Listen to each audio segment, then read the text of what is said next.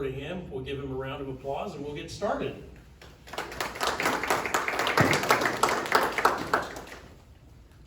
You want to use this one? Or Whatever you want to do. be easy. And then when we do Q&A, we'll be good. Okay. Good morning, everybody. Good morning. So I'm Kevin Brady with Lyerla Heating and Air. We bought the company about 3.5 years ago from Brad and Lori Lyerla. You might know Lori from the Neosho Chamber of Commerce. Originally from Wichita. So how did I get from Wichita to Joplin? I sold agriculture equipment for 30 years and decided that I always wanted to be a business owner, and if I was wanting to do that, I needed to probably start now, sort of figure it out. So started talking to some brokers. I knew it needed to be a service type industry. Looked at different parts of the country, Wichita, Oklahoma City, Tulsa, and this area here. We have a house down at Grand Lake. My daughters were going to Pitt State at the time, so there was an opportunity that came up here that really fit our needs. I mean, a great, company, had a great reputation. So that's how we ended up in Joplin. I have a wife, Kim, and 2 daughters. One just recently graduated from Pitt State. The other one next 2 to 5 years, somewhere in there. But she's applying for nursing schools and things like that, and those are a little hard to get into, especially if your GPA is not at the top. So, but she's still working on that. So the Lyerla history, Brad and Lori, Brad started it 2001, so we've been around 20 years now. His sister Mary Ann still works for me. She's an office manager, so she's been there from day one, knows the ins and outs of everything. She's the true boss. She just doesn't like to speak in public. But so we have, it kind of varies depending on the season, but right now we're at our peak. We have 25 employees, so not a small company, but pretty good size. We have 5 field service technicians, the guys that go out and work on equipment, come to your house, your business, and then we have 5 install crews, and there's generally 2 to 3 people on a crew. They'll come do the change outs or new installs, things like that. We do commercial and residential. So I just kind of some examples of what a residential we would do, new construction. And we don't do cookie cutter homes, but if it's a custom home, things like that, we've got a couple builders that we work with that we will do the, from start to finish. We'll do all the rough end to the final, from start to finish there. Change outs are our bread and butter. That's what we like to do every day. We're in and out in 1 day, 2 days, things like that. And that's what we try to do all summer long. That's, you make hay with the sunshine in there, so. So that could be, your conventional system, your split system, where you got a condenser outside, your air handler, furnace inside, or package units where everything is a one whole unit, mounted outside the house and then ducted into your home. And then the kind of the new thing in the last 10 years is mini splits. You see them, the little cartridge that hangs on the wall. It's usually added to like a bonus room, or you convert the garage to living space, or a sunroom that you want to be more comfortable, not so sunny, not so hot. So those kind of things. Nurseries and master bedrooms are also the 2, main areas where those things come into play. But those also can be utilized in a whole home situation. So the nice thing about those is you would have individual temperature control in each room. So in a commercial aspect, we just did a bank in Carthage about a year ago, CBT. It's called VRF, variable refrigerant flow. So you can actually heat and cool at the same time. So you might have one office that is cold and wants the heat on, and one office that's hot and wants the AC on, and you can do that with that system. So it is a very popular system for offices and businesses where you've got males and females working together and they're not always on the same page on what the temperature's like. So, so one of the things we do, like on a residential side and the business side, is we do load calcs on every job we do. so that we know we're not just gonna go out and change, if it's a 4-ton system, we're not just gonna slap another 4-ton on. We do a load calc on the space, maybe some space got added, some space got taken away from the last time it was installed. So we'll take the square footage of each room, we'll identify what kind of windows are there, what the insulation's like in the walls and the ceiling, and we run a program and put all that information in there, and we'll get a load calculation. And it'll tell you how many CFM, so I need I need 250 CFM, 250 CFM, 250 CFM for this room. And then we can size all our ductwork and our total tonnage to that. So it's all about optimizing comfort and efficiency. Because you're going to be 7 days a week, 24 hours a day. I mean, if you're going to outlay an investment there, you want to be comfortable. So that's one of the things that our company does. On the commercial side of the thing, new construction, we build projects, from the ground up. We just finishing up with a project in Liberal on a FEMA shelter and a gymnasium there that we did all the HVAC there. The CBT that we did, we're doing a project up at Camp Clark in Nevada, 60-man barracks. So we're doing all the HVAC for that. On the change out side of things, we just did out of Schaeffler FAG bearing, did a change out on one of theirs on Monday. A rooftop deal where we get those our crane in there, they lift it off. We set a new one up there, hook everything back up. We did a big 90-ton at Thomas Jefferson School about a year ago. Hinkle's Ace Hardware, and then right across the street at Joplin Chamber, we did all the change outs there about a year ago. So we do, like I said, residential and commercial projects, and then remodels. The Main Street axe throwing place, we did that when they redid that. And that's a VRF system there. Mojo's down in Neosho, and different projects like that. And then we do a lot of work for kitchens, bars and restaurants. We'll put new ventilation hoods and new ductwork there if they're going to expand or need to change some things out, move some things around. We do a lot of that. Anything that has to do with ductwork. We've got our own fab shop. We build all our own, most of our own duct. If it's square, we buy all spiral and things like that. But if it's square duct, we're usually building that, whether it be stainless steel or galvanized sheet metal. But and one of the things that I didn't know I would need to know so much about buying the business was marketing. I didn't know I would need to know more about Google and Facebook than what I know now. I mean, that seems like about all I do all day long is kind of has some aspect of that in it. But that is the quick and easy explanation. Good. Well, we'll turn it over to Q&A now, and then if you want to hold that, whenever you answer the questions, and if the audience will have some questions for you. So if anybody's got a question while they're thinking of one, I've got one for you, and that is, what do you feel like, or how long ago was it that you bought it? 3.5 years ago. Okay, in that amount of time where you are now, what do you feel like one of your biggest challenges are? Employees, number one. But, just getting to know people in the community. That's why I volunteered to, Doug called yesterday. I'm not a public speaker. It's not my favorite thing to do, but so I step out of my comfort zone a little bit to get to meet more people. Right.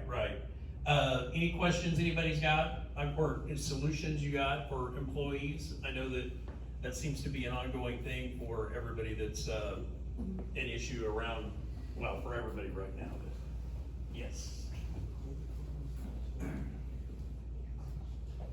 Hey, good presentation, Kevin. Thanks for coming today. You said that, meeting people and being out and about, that's a challenge for you. What are you currently doing? I think that might help us provide some more insight and ideas. Well, I mean, I attend the chamber, coffees a lot of times, as time allows, part of the BNI chapter.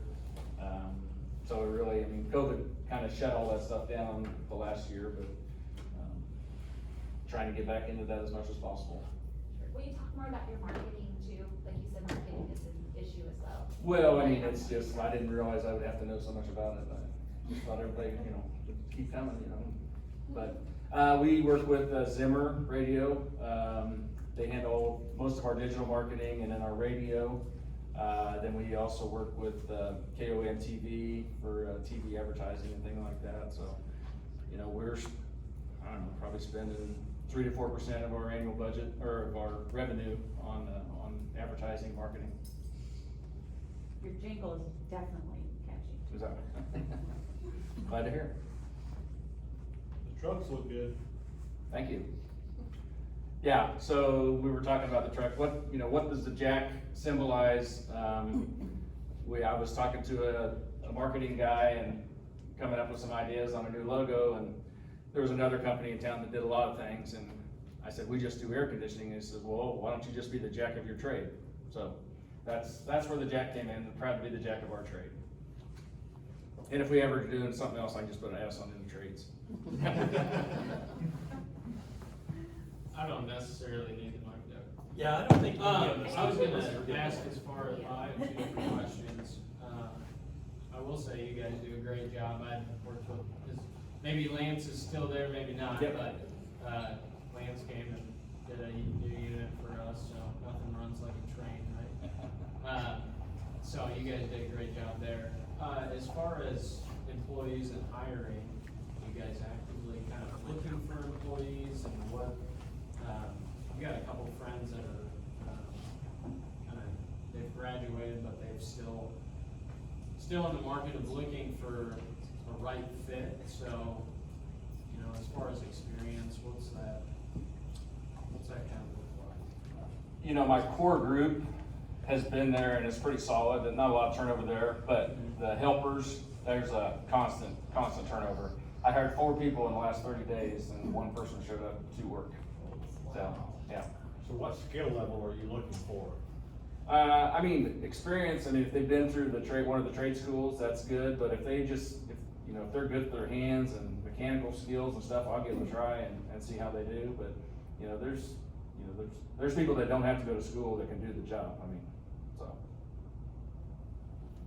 But yeah, we are, I'm always looking, I mean, if somebody comes to me, a service tech or whatever, even if I don't need them, I'll try to find a spot for them because they're too hard to come by to find organically.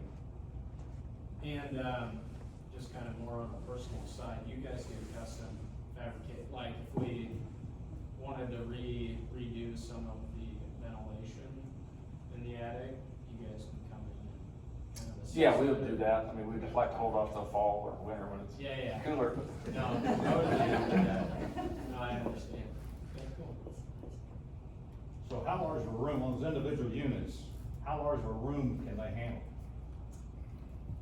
They make them, the cassettes up to like 3 ton, so, square footage is kind of a rule of thumb, it's not, but, that would be, you could probably do a 1,200 square foot room roughly, depending on insulation and ceiling height and windows and all that kind of stuff, but you could put multiples in there too. Does that hook into your system you already have? No, it would be, but the way the mini splits or the VRF systems work is you got one outside condenser, and then you're just running copper lines to your wall units or your ceiling units. So instead of ductwork, you're just running copper. So it's a lot easier to, get copper to an area where you may not be able to get, 12 by 14 ductwork. So, but you could put 6 cartridges or cassettes on one outside unit. So, and then you just run copper all from those cassettes in here to the outside unit. So there's no ductwork on mini splits? No, they're called ductless. Okay. Yep. How do they function with air exchange to get essentially, exchange of fresh air back in, or exchange throughout the whole house? Well, if you were doing a whole home type deal, you would probably put like an ERV, which is an external air, brings air in from the outside. And especially if, a lot of times when they're doing that, they're foaming them, so it's a very tight home, then you definitely need an ERV system to bring that outside air in, fresh air into the home. Kevin, I got a 2-part question for you. First one is, do you have plans to grow your business beyond where you are now? Yes, always looking to grow. Right, that was a setup. And then, second question is, what do you feel is the top barrier that's slowing you from achieving that goal?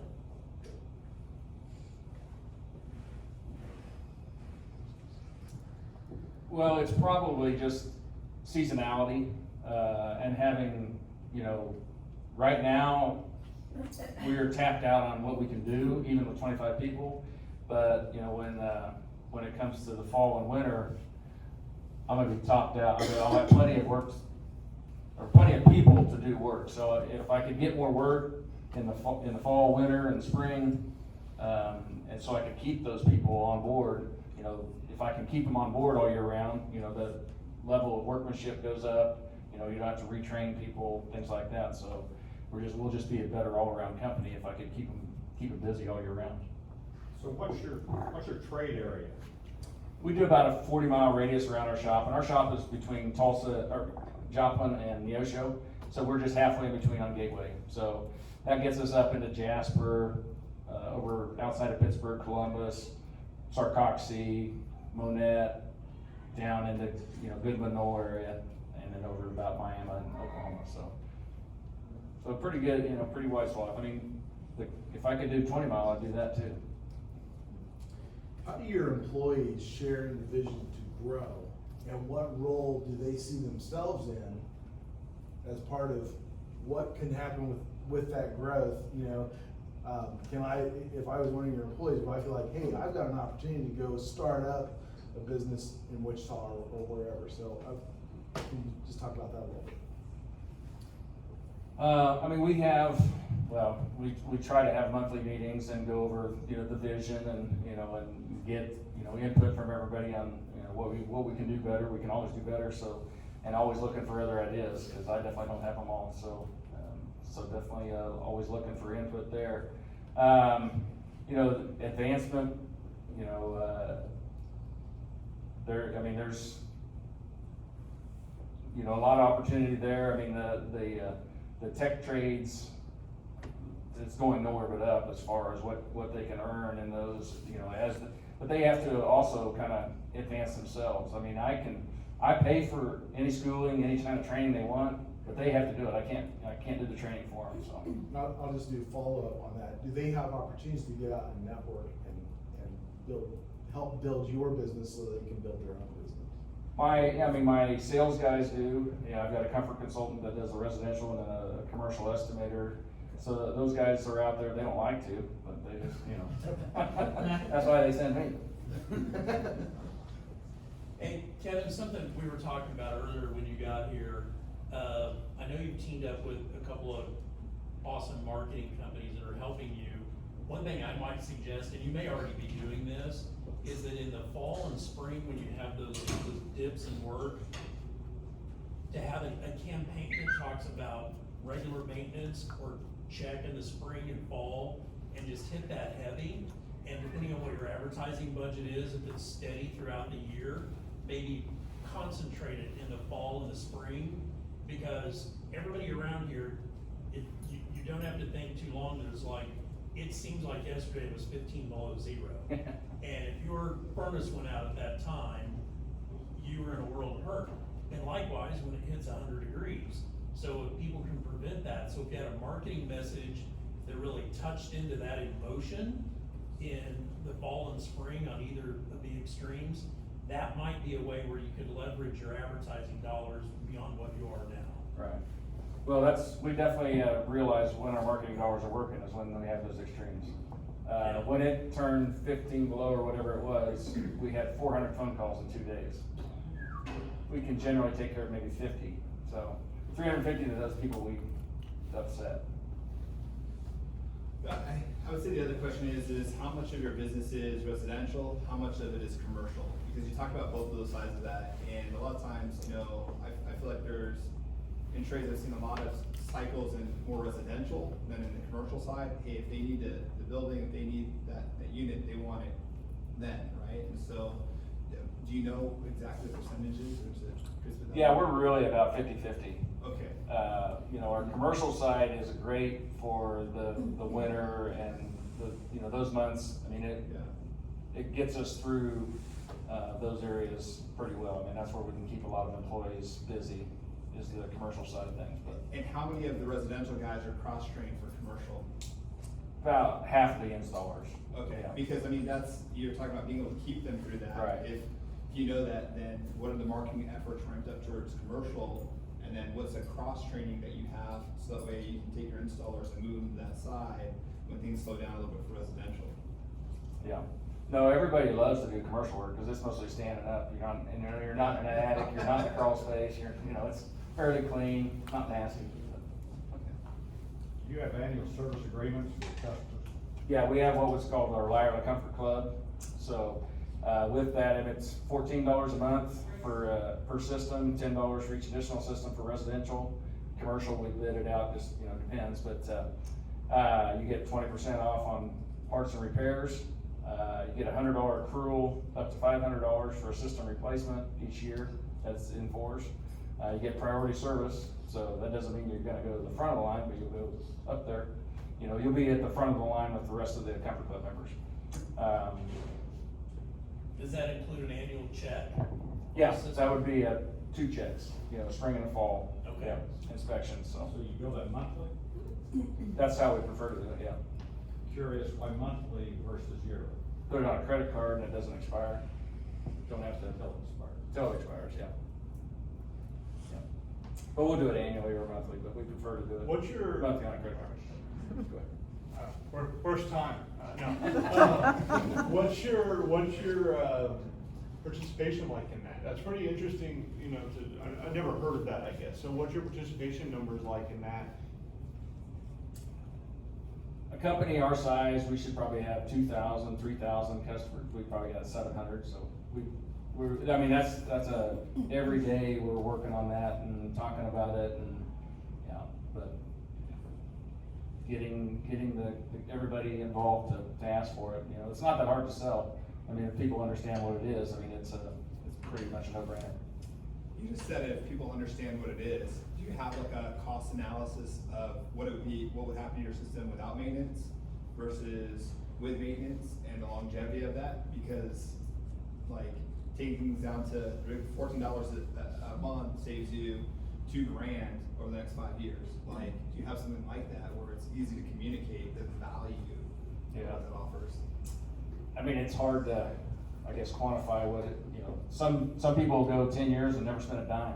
Other people could spend thousands, so it's really hard to say on a regular basis what it would be, but I mean, you just have, we provide a filter, which is, $10 and the service, which is normally $99, so there's $110, we're only charging $168 total, so then you get 20% off a repair and $100 accrual, so you're making money by doing it. How do you let people know about it though? How are you letting? Well, we do it with our advertising, I mean, like Doug said, when it's the fall or something, that's our offer, is usually on radio and TV is the spring or fall service, yeah. Do you guys only offer that on new installs that you do? No, we'll do it on any system. Really? Yeah. How many new customers do you acquire through social media compared to traditional advertising? That's a good question. Yeah. That's probably something I should know, but I have never broke it down, I guess. All right. Any other questions anybody's got? So when you're getting a new customer, do you ask them where they heard about you? Yeah, we do try to track it. Every ad we do, we have put a tracking number on it. So if it's a newspaper or radio or TV or calendar or whatever it is, I put a different phone number on everything. So, TV and radio are hard to quantify just because, most likely it's top of mind and, they Google heating and air repair, they go, oh, I've heard of Lyerla, so I'll call them first, and hopefully we're at the top of that list when they Google us. So, I have 2 questions. One is ideal client. So if we're out and about or we're in our business, who do you want to see? Number 1. And number 2, being in business for the last 3 years, right? Obviously you've made a ton of connections because of the name of the company and the reputation that they had. But what are some of the power partnerships that, or people that would be great to introduce you to, where it would run simultaneously where, hey, they can refer you because you're in similar work or that you're trying to get partnerships with? Well, on the commercial side of things, an operations manager at a business, Okay. the maintenance director at a church, those kind of things would be, good partners for us. Okay. Kevin, you have, salespeople that are specifically geared to commercial versus residential. Yes. Do your residential salespeople try to build relationships with builders? Like the builders that are out doing neighborhoods, for example? Some, yeah, we have a couple builders that we work with. Yeah, that's probably not where we wanna go. Builders, they wanna spend money on granite and, and things like that, shiny things, and the heating and AC is where they cut corners. So, that we've That's good generally to know. found, so. Yes. I'm starting an interior design company, and I would like to partner with different companies like you, and pest control and things like that, so that we could kind of word of mouth advertising with each other. I think that would be something, once I'm in a house and I'm doing that, I could say, in case you have any problems with your heating and air, I work with Lyerla, and they're very good, and I would suggest using, something like that. Yeah. Would that be something that y'all would be interested in? Oh, heck yeah. In promoting my business? You bet, you bet. Thank you. All right, a round of applause for Kevin. Thank you, Kevin. At 1 Million Cups, we talk about morning being coffee and connections. That little exchange right there is probably the best example of connections at 1 Million Cups I think I've seen in a while. So that's awesome. I do have a couple of announcements I'd like to make since we only have one speaker today. And that is, we are excited to announce that Joplin will be hosting the inaugural Joplin Regional Innovation and Technology Summit, our first ever, on November 5th, Friday. Block out your day, plan to attend, and I will tell you that the group that's working on the organizers of that, we have secured some big national names as keynote speakers that charge a lot of money to come and keynote at an event like this. But we're gonna have several tracks. We've got a cybersecurity track that is shaping up very nicely, and then we'll have some other tracks as well. It'll be held at James River Church Joplin campus. So if you haven't been in that facility, you'll know that when you do see it, it's like state of the art. So it's like perfect for a technology summit. And then the other thing I would mention too, when I was talking about sponsors with the Missouri Technology Corporation, the Joseph Newman Innovation Center, we've got a couple of tenants that have given notice, and they'll be moving out. So we're gonna have a push here pretty soon about what the Joseph Newman Innovation Center is and what it means to startups. So if you know of anybody that's like looking for a little bit of space, we've got co-working space. A hot seat is $150 a month, no long-term commitment, or a dedicated desk is $250, and there's no overhead with that. And it includes your chamber membership. So if you're a new startup business, that's a heck of a deal. Like if I could transport back to 1997 when I started my business, it'd be like, I want that. So it's a great program, and so I'm asking for your help. If you know of anybody that's like thinking, hey, I'm thinking about starting my business, even if they're not a chamber member, send them to me. I want to visit with them, because it may make sense for them to step into the Joseph Newman Innovation Center and get started, and that will include their chamber membership. So having said that, we will meet again next Wednesday. Do we have our speakers? Yes. Gina, I'm gonna let you speak on that, please. So I have put a postcard at each of your chairs. Please take that with you. Invite somebody you know who you think would be a good fit for our audience or a presenter. I'll be very upfront with you. We have been struggling to fill our pipeline and get enough people to apply to present. So big thanks to Kevin for doing that today. But we need to get the word out about 1 Million Cups and the organizers. And I feel like we're really pushing that. We're using a lot of our time that we should be devoting to other things. I think sometimes just to try to fill that. But if you guys would just help out a little bit, we have more of these. So if you have other people you want to share it with, it has the date and the time on the back. So I always feel like I need a papery reminder when someone's inviting me somewhere. So please take those Anything else on that? We have tons of speakers that want to speak, Yeah. but they're not ready yet. It's Right. really important for everyone in the room to help people through that process, in that there is no ready yet. If it's an idea on a napkin, let's talk it out. There's no stage to get to before you come here. However raw the project is, if you know somebody that is working on something, let's get them up here and talk through whatever problems that are on their mind. I am I ready. can I'm one of attest to those that. people. Yeah. I'm not even selling yet, and I came up and presented. I got 20 people that want to do this, but they're just not ready yet. We just gotta get past that hump. Like, If you need help applying. there's never a finish line in this game. Yeah, I'll help you apply, I have my laptop each week, I'll come to your business, whatever you need me to do to help you, get to that point, I'll gladly do that. But if we don't, like, this is a community-led organization, it's not a chamber organization, it's not a library organization.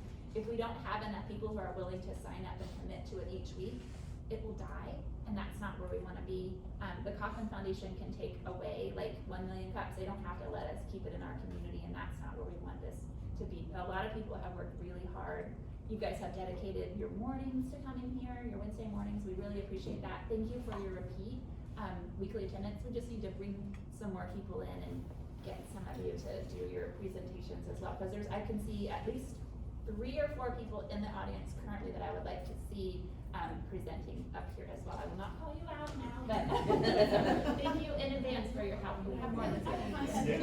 Yeah. And Kevin was the first person we've had that has presented that didn't go online and fill out the application because it was such a last minute thing, but I can't tell you how much we appreciate that. So, yeah, 1 million cups is a powerful thing, and I mean, if you've ever owned a business or you've ever started a business, and you know what it's like to be in that headspace, you're constantly looking for ways to connect to other people to tell your story. And I can tell you, outside of some networking groups that we've got, and the Leads group, 1 million cups is the best thing around. So we can't let this dwindle, like Gina said. So, I keep looking up there, but our sponsor slide, we've got people in this community that have made a commitment financially because they believe in small business. How we can match that is by inviting people, talk to other small businesses, get that pipeline full, and show up and give them some love and encouragement and feedback when they're here. So we can do that together, right? Yeah. Awesome. Well, thank you all for being here. There's plenty of coffee. Stay, mingle, connect, talk about your business plans, and thank you for being part of 1 Million Cups. Thank you.